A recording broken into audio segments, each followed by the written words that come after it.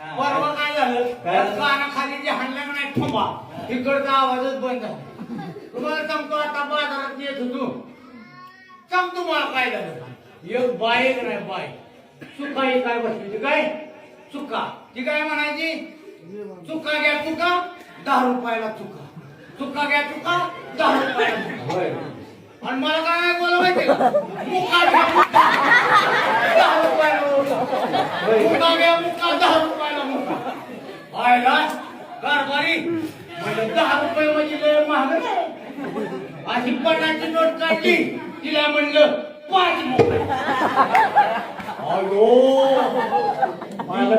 तिच्या माग तिचा नवरा उभा असं की माझं मुख घेतल्यात